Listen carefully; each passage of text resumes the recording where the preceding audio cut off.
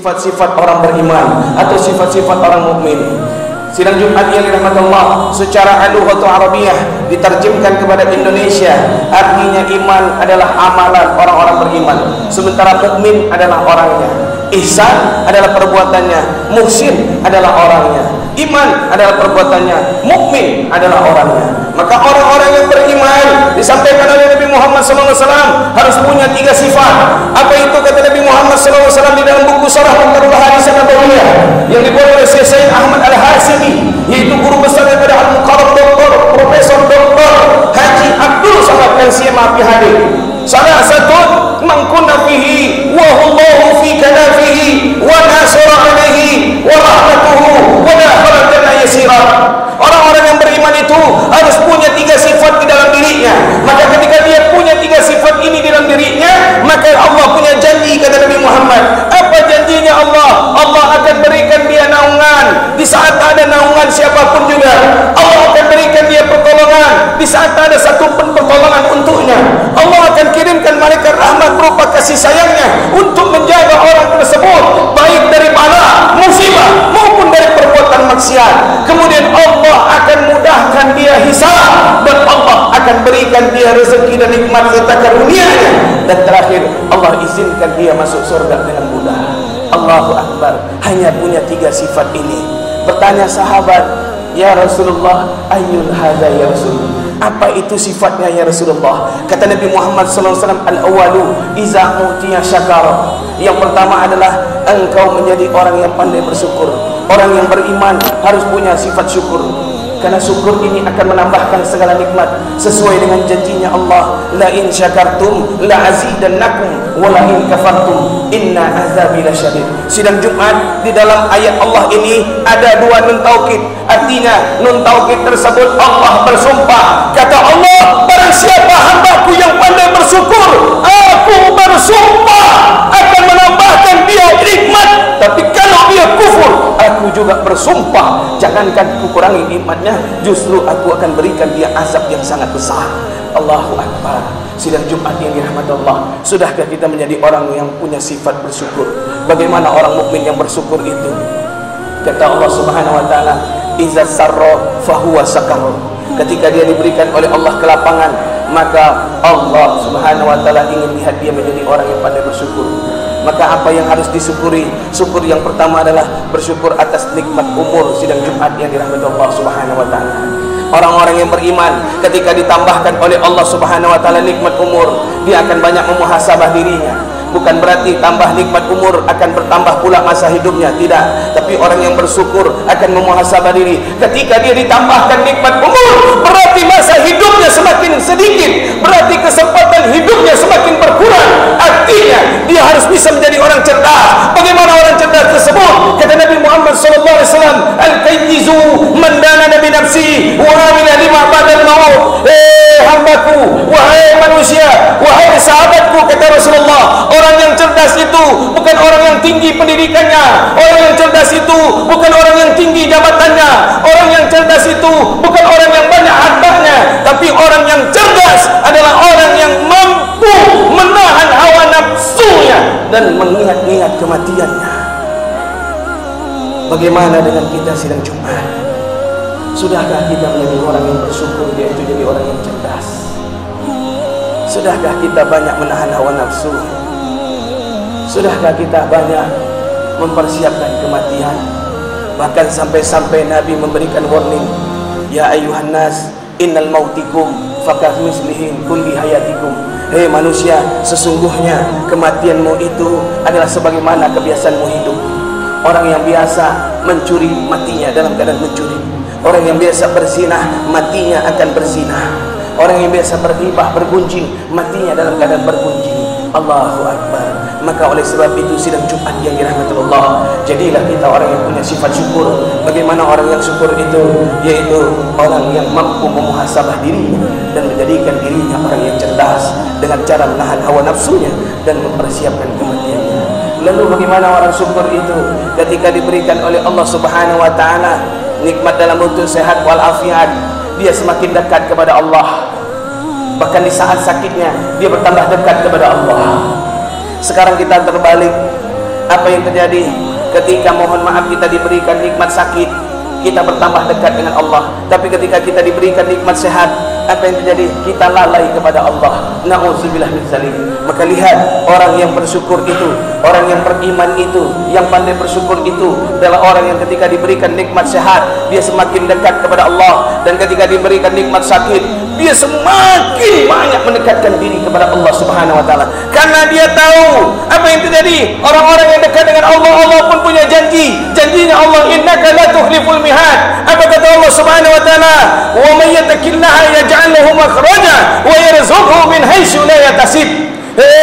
Orang-orang yang beriman, orang-orang yang dekat kepadaku, sesungguhnya ketika engkau semakin dekat kepadaku, aku akan berikan jalan keluar di setiap kesusahanmu. Akan tetapi Allah tidak sampai di situ saja. Allah ujungkan, aku juga akan berikan rezeki yang tak pernah disangka-sangka. Maka sidang Jumat yang dirahmati Allah, makin dekatlah kita kepada Allah. Lalu bagaimana orang yang punya sifat syukur? Yang terakhir, dia akan semakin mencari keberkahan dari Allah, karena dia tahu bahwa keberkahan inilah yang menghantarkan dia selamat. Karena makna berkah artinya adalah bertambah dan semakin meningkat. Allahu Akbar. Sidang Jumat yang dirahmati Allah, adakah rasa saat ini sidang Jumat yang dirahmati Allah kita menjadi orang yang mendapatkan hidup berkah atau jauh dari berkah? Orang yang berkah itu saban hari, saban bulan, saban tahun, saban berganti dari hari, bulan menjadi tahun. Apa yang terjadi? Dia semakin meningkat imannya dan semakin bertambah amal solehnya. Bagaimana dengan kita? Lihat, Allah juga punya janji kepada orang-orang yang semakin meningkat imannya, semakin bertambah amal solehnya. Kata Allah Subhanahu wa taala, "Lau anna ahlal qura amanu wattaqau." Andaikan penduduk bumi semakin bertambah imannya dan semakin banyak amal solehnya dan semakin dekat denganku, la fatahna alaihim barakatin minas sama'i wal ardh. Aku berjanji akan membukakan mereka pintu keberkahan dari langit sampai ke bumi. Sidang Jumat, apa penyebab Covid ini belum diangkat oleh Allah? Apa penyebab Corona ini belum dimusnahkan oleh Allah? Karena Allah melihat apa yang terjadi ketika Allah kirimkan Covid dan Corona ini. Imannya orang bukan bertambah, takwanya orang bukan meningkat, amal bukan semakin banyak, tapi semakin parah menurunnya. Lihat, Masya Allah, inilah penyebab Covid dan Corona ini belum dihilangkan oleh Allah. Andaikan kita mampu meningkatkan iman kita saban hari, saban bulan, saban berganti tahun, andaikan amal kita semakin banyak, andaikan kita semakin dekat kepada Allah, saya yakin insya Allah Allah akan bukakan pintu keberkahan, wabil khusus buat Indonesia ini dan wabil khusus buat kota Pekanbaru Riau ini. Allahu Akbar. Maka sidang Jumat yang dirahmati Allah Subhanahu wa taala, kalaulah dengan Covid saja kita tidak bisa bertambah iman dan meningkat takwa kita kepada Allah, mau dengan apa lagi? Maka jangan pernah saat ini sibuk sidang Jumat yang dirahmati Allah memikirkan bagaimana cara hidup enak, tapi sibuklah kita bagaimana memikirkan cara mati enak. Jangan pernah mencari perhatian kepada manusia, capek mencari perhatian kepada manusia. 10 kebaikan yang kita lakukan kepada manusia, 1 kesalahan yang kita perbuat, yang diingat oleh manusia bukan yang 10 tapi yang 1. Begitu sebaliknya, ketika kita mencari muka kepada Allah, menyibukkan diri mencari perhatian kepada Allah, di masjid kita cari perhatian Allah, kemudian di rumah kita cari perhatian Allah, di tempat kantor kita bekerja kita cari perhatian Allah. Apa yang terjadi? Subhanallah, begitu dahsyatnya. Allah berbeda dengan manusia. Kalaulah manusia 10 kebaikan yang kita perbuat, 1 kesalahan yang kita lakukan yang diingatnya yang 1, Allah terbalik. 10 kesalahan yang kita perbuat, 1 cuma kebaikan yang kita lakukan, maka yang Allah ingat bukan yang 10 tapi yang 1. Maka mudah-mudahan ketika semakin dekat kita dengan Allah dan bertambah iman kita, mudah-mudahan 1 kebaikan yang kita perbuat insya Allah mampu menghilangkan Covid dan Corona ini. Amin ya rabbal alamin. Lalu bertanya lagi sahabat, "Summa ayu ya Rasulullah?" Lalu apalagi sifat yang harus dimiliki orang beriman ya Rasulullah? Kata Nabi Muhammad sallallahu alaihi wasallam, "Wa idza qadara ghafara." Orang yang beriman dia punya sifat pemaaf. Karena orang yang beriman tidak pernah menyimpan rasa dendam, karena dia tahu Allah mengancam orang-orang beriman iman yang menyimpan dendam di dalam hadis kursi. Apa kata Allah Subhanahu wa taala? Ya Muhammad, wahai Muhammad, fatakallamtu, aku berkata kepada engkau wahai Muhammad, abghadu rijalu ila Allah ala tuqisam. Muhammad, manusia yang paling kubenci di muka bumi adalah orang yang rajin sholat, yang sering puasa, bayar zakat, berangkat haji, kemudian dia mampu berkorban setiap tahun, tapi sayang di dalam hatinya tersimpan kalimat dendam. Dia tidak bisa membuka pintu maaf. Dia pelihara dendam di dalam hatinya. Allahu Akbar. Sidang Jumat bisa jadi musibah berupa COVID dan Corona ini karena masih ada di antara kita yang masih menyimpan kalimat dendam. Maka ulang Jumat ini, kalau ada rasa sakit hati kita kepada sesama saudara kita, baik kandung maupun saudara sepupu, baik sahabat dekat maupun sahabat jauh, baik tetangga dekat maupun tetangga jauh, maka sidang Jumat bukalah pintu maaf. Karena begitu besarnya janji Allah kepada kita. Apa kata Allah? Ya ayyuhallazina amanu, hei orang-orang yang beriman. Apa kata Allah Subhanahu wa taala kepada orang-orang yang beriman? Kalau kau ngaku jadi orang yang beriman, apa yang terjadi sidang Jumat yang dirahmati Allah Subhanahu wa taala? Bukalah pintu maaf dan lapangkan dadamu. Masya Allah. Innallaha la yuhibbu mukhtalan fakhur. Allah tidak suka kepada orang yang sombong dan takabur. Di ayat yang lain Allah berkata lagi, apa kata Allah Subhanahu wa taala? Wa'budullaha wa la tusriku bihi syai'a. Beribadahlah engkau kepadaku dan jangan pernah engkau sekutukan aku dengan sesuatu apapun. Wa bil walidaini ihsana wa bidzil qurba. Dan berbuat baiklah engkau kepada kedua orang tuamu, berbuat baiklah engkau kepada saudaramu.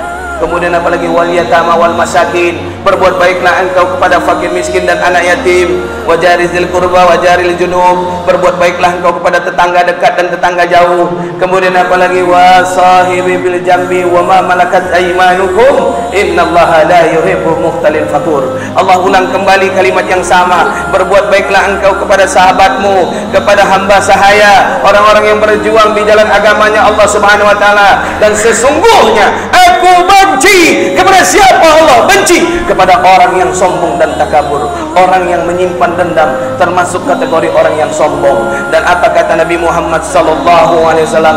La tadkhulul jannah, la tadkhulul jannah, la tadkhulul jannah. Tidak akan pernah masuk surga, tidak akan pernah masuk surga, tidak akan pernah masuk surga. Siapa ya Rasulullah? Man kana fi qalbihim misqala dzarratin minal kibr. Orang yang di dalam hatinya terdapat sedikit sifat sombong, orang yang tak bisa membuka pintu maaf. Maka sidang Jumat, banyak-banyaklah kita memaafkan saudara kita di hari Sayyidul Ayyam ini. Kita doakan dia dengan doa-doa yang baik. Karena kata Nabi Muhammad SAW, allazi yad'una ila ikhwani lam yara ikhwani faqala al malaikati amin faqala al malaikati falaka misluhu. Apa kata malaikat kepada orang yang mendoakan saudaranya tanpa sepengetahuan saudaranya? Malaikat akan berkata amin, dan doa yang sama untukmu. Mudah-mudahan saudara-saudara kita yang berada di rumah sakit saat ini, yang terkena wabah COVID dan Corona, mudah-mudahan Allah angkat penyakitnya, Allah sembuhkan dia tanpa mendatangkan penyakit yang lain. Amin ya rabbal alamin. Lalu bertanya lagi sahabat semua, ayo ya Rasulullah, lalu apa lagi ya Rasulullah? Kata Nabi Muhammad sallallahu alaihi wasallam, wa idza ghadiba fatara.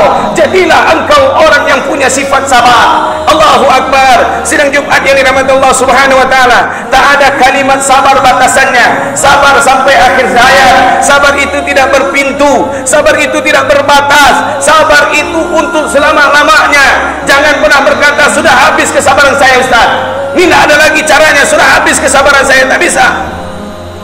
Maka sabar itu tidak ada batasnya. Orang yang sabar akan mendapatkan nikmat yang banyak.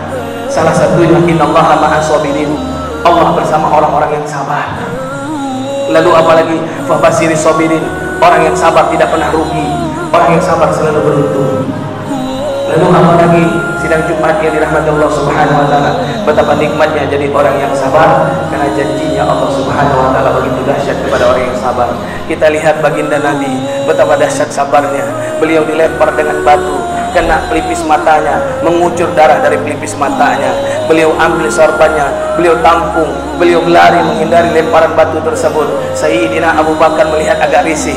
Lalu apa yang terjadi? Subhanallah, begitu dahsyatnya ketika ditanya Abu Bakar di tempat persembunyian, ya Rasulullah, kenapa kau tampung darahmu ya Rasulullah dengan sorbanmu ya Rasulullah? Apa kata Nabi Muhammad SAW? Andaikan darah ini menetes ke bumi, aku takut wahai Abu Bakar, bumi tidak mau menerima orang-orang yang melempar aku dengan batu. Begitu dahsyatnya sabarnya Rasulullah sallallahu alaihi wasallam, dilempar dengan batu. Yang kedua, lihat, Allahu Akbar, Rasulullah lahir di kota Mekah, Rasulullah besar di kota Mekah, Rasulullah resmi menjadi penduduk kota Mekah. Tetapi apa yang terjadi? Rasulullah harus dengan sabarnya melangkahkan kakinya dari kota Mekah hijrah ke kota Madinah, gara-gara ada seorang yang begitu dahsyat, seorang yang begitu luar biasa, iri, dengki, dendamnya kepada Rasulullah sallallahu alaihi wasallam. Dialah yang bernama Abu Jahal, dialah yang bernama Abu Lahab.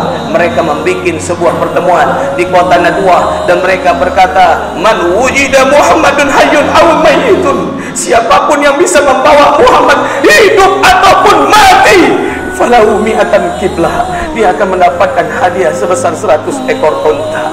Gara-gara ini 2.700 penduduk Mekah yang sudah beriman selama 13 tahun kepada Rasulullah sallallahu alaihi wasallam mampu menjadi orang yang munafik. Mereka tidak sabar karena hidup miskin, mereka tidak sabar karena jauh dari rezeki. Akhirnya mereka gadaikan imannya, mereka gadaikan tauhidnya. 13 tahun dia beriman kepada Rasulullah, dia jual hanya gara-gara 100 ekor unta. Yang sisa tinggal 70 yang beriman kepada Rasulullah 13 tahun lamanya. Coba bayangkan sidang Jumat. Dulu saja, orang-orang dulu saja 13 tahun beriman kepada Rasulullah, hancur dan luntur gara-gara tidak mampu bersabar atas rezeki. Dia gadaikan imannya demi harta. Bagaimana dengan sekarang? Wajar kalau terjadi saat ini. Berapa banyak orang-orang beriman yang menggadaikan imannya, berapa banyak orang yang beriman menggadaikan takwa dan tauhidnya demi jabatan, demi kedudukan, dan demi harta. Allahu Akbar. Sidang Jumat yang terakhir, memang beginilah proyek orang Yahudi. Sebuah pohon, kalau kita gunakan hanya dengan mata kampak, kemudian kita hantamkan mata kampak tadi ke pohon, yang hancur pohon atau tangan kita? Pasti tangan kita yang hancur. Tapi ketika ada ranting yang agak kokoh di pohon tersebut, kita patahkan, kemudian kita pasangkan kepada mata kampak tadi, kemudian kita pegang ranting tadi, kemudian kita hantamkan mata kampak tadi ke pohon tadi, maka yang hancur bukan tangan kita, tapi yang hancur pohon tersebut. Inilah proyek orang Yahudi untuk menghancurkan Islam. Jangan serang langsung Islamnya, karena Islamnya begitu kuat. Jadi bagaimana caranya? Kita patahkan Islamnya dari orang-orang Islam sendiri yang mampu menjual imannya, menjual tauhidnya demi harta, demi kedudukan, demi jabatan, sehingga mereka menjadi orang yang tidak sabar alias menjadi orang yang munafik. Maka sidang Jumat, mari sama-sama kita harus punya sifat tiga ini: rasa syukur, sifat syukur, kemudian sifat pemaaf, dan sifat bersabar. Mudah-mudahan yang sedikit ini bisa memberikan hikmah, hidayah dan hidayah, dan kita amalkan di dalam kehidupan sehari-hari.